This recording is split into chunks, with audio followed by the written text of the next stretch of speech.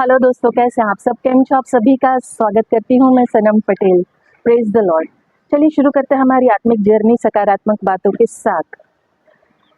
आज हम बात करेंगे कि प्रभु पिता परमेश्वर हमारे साथ है। God with us. प्रभु हमारे साथ खड़ा है। यस, हमेशा, हर वक्त, हर घड़ी, हर क्षण प्रभु हमारे साथ है। मगर हम उसको कहते हैं ना, महत्व नहीं देते, उसको इम्पोर्टेंस नहीं देते, उसकी और ध्यान नहीं लगाते हैं। हम हमारा ध्यान है ना संसार की बातों में उलझा के रख देते, अटका के रख देते, सारी चीज़ों के पीछे परेशानी के साथ भागते रहते, चिंता में, दुविधा में भागते रहते और कुछ हासिल नहीं कर पाते। और जो हासिल कर पाते उसके लिए चिंतित रहते कि भाई ये हमारे हाथ से चला ना जाए, ये खो ना जाए, घर हो, नौकरी हो, रिलेशन हो, कुछ भी हो। हम संसार की बातों में उलझ कर जिस बात को प्रायोरिटी, प्राथमिकता देनी चाहिए, महत्व देना चाहिए, उसे भूल जाते हैं। रोमियो अध्याय 8 का वचन 31 और 32 हमें प्रेरित पौलुस जो कह रहा है ना, वो बहुत समझने वाली बात है, हमें उत्साहित कर रहा है। मतलब ये कहते हैं ना कि एक गजब का भरोसा है ये कि प्रभु हमारे साथ है। आप सोच के देखिए कि प्रेरित पौलुस कह रहा है कि यदि परमेश्वर हमारे साथ है तो हमारा विरोधी कौन हो सकता है?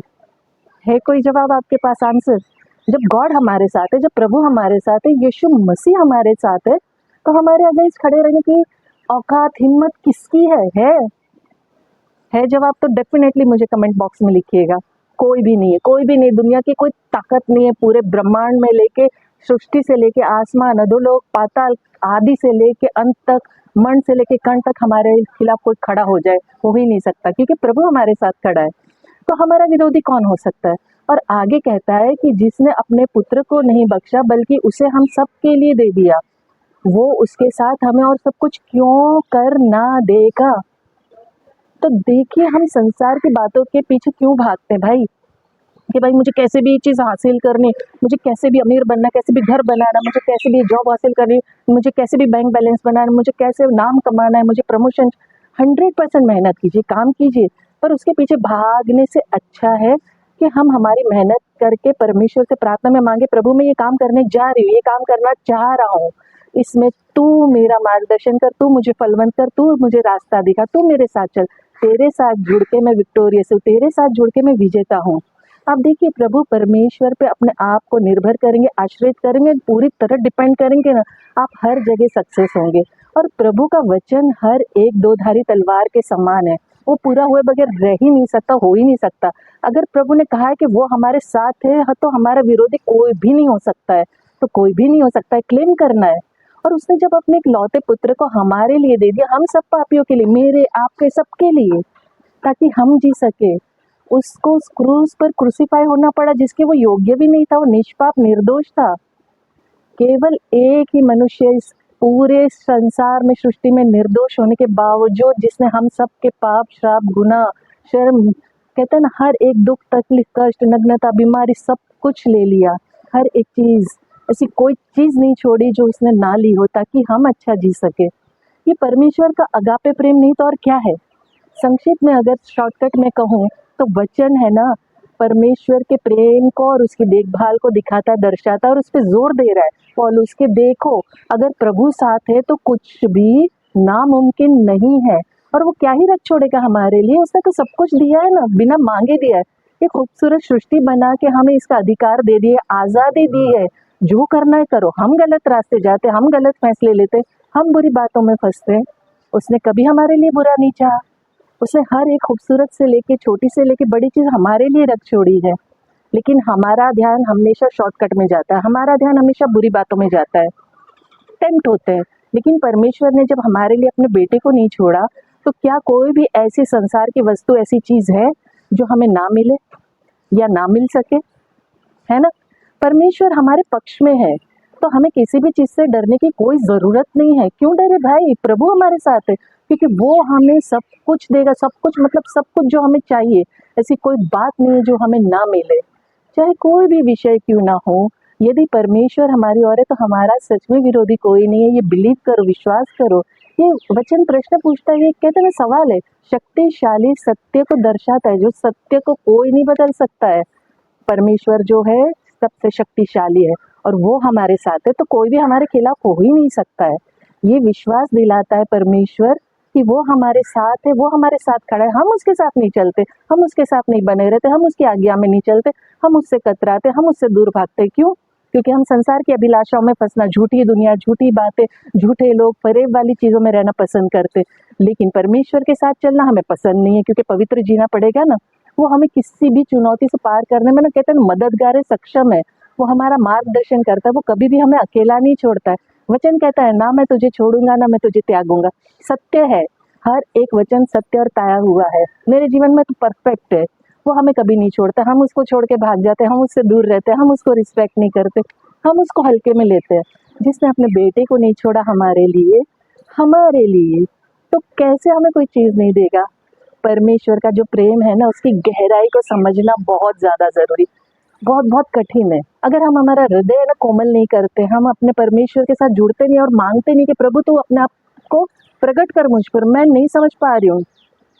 उसने एक लौता पुत्र नहीं बख्शा, सोचो हम सबसे कितना कितना ज़्यादा प्यार करता है। वो हमारे लिए उसको बलिदान कर दिया यार।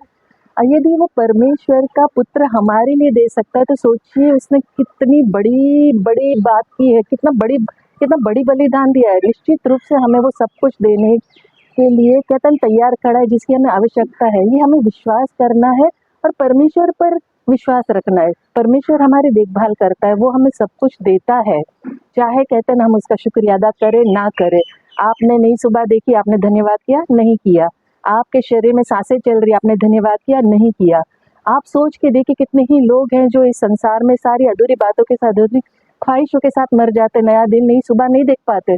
अगर आप नया दिन देख पा रहे हो, नई सुबह देख पा रहे हो, इसका मतलब आपके जीवन में उद्देश्य बाकी है, परमेश्वर की योजना बाकी है, आपकी चीज़ें पूरी होना बाकी है। लेकिन शर्त एक ही है, आपको परमेश्वर के साथ चलना है, आपको परमेश्वर की अधीन में रहना है, परमेश्वर की आज्ञाओं को मानना है। जो मुश्किल नहीं है, बिल्कुल मुश्किल नहीं है। जिससे हम प्यार करते हैं उसकी बात मानते हैं ना। जब हम इन संसार की कठिन बातों में घुसकर आड़े टेढ़े फैसले लेके कष्ट देते, दुख देते, परेशानी देते, चिंता में रहते, तो क्या परमेश्वर का जुआ इतना भारी है? वो तो कहता है ना, अपना बोझ मुझे दे दो, मेरा जुआ ले लो। हल्का है, हल्का है, बहुत हल्का है। लेकिन हमें बोझ उठा के, गठरी उठा के जीना पसंद है, परमेश्वर के साथ जीना पसंद नहीं है। यही वचन है ना, हमें परमेश्वर के प्रेम और उसकी देखभाल और विश्वास योग्यता वाला है, उत्साहित करता है ये हमें। ये प्रभु, मैं तेरे साथ जीना चाहती, मैं तेरे साथ चलना चाहती, प्रभु तू मेरे साथ रहे, प्रभु मेरे साथ खड़ा है। वो हमसे बेहद प्रेम करता है। और परमेश्वर का साथ है तो फिर क्या ही कमी घटी होगी यार जीवन में, कभी नहीं होगी। कहीं दुख तकलीफ परेशानी, संसार है ना कलेश से भरा हुआ आएगी, लेकिन उसमें एक गजब शांति होगी, गजब प्रेम से भरे हुए होंगे, क्योंकि प्रभु साथ है। आपको डर नहीं लगेगा और डरने की कोई ज़रूरत ही नहीं है, क्योंकि जब सृष्टि का रचयिता, मालिक, हमारा शेपर्ड हमारे साथ है, तो क्यों ही डरे हम। वो सब कुछ संभालेगा, वो सब कुछ संभालेगा। उसके लिए कुछ भी असंभव नहीं है, नामुमकिन नहीं है। पौलुस हमें परमेश्वर के अविश्वसनीय प्रेम की याद दिलाता है।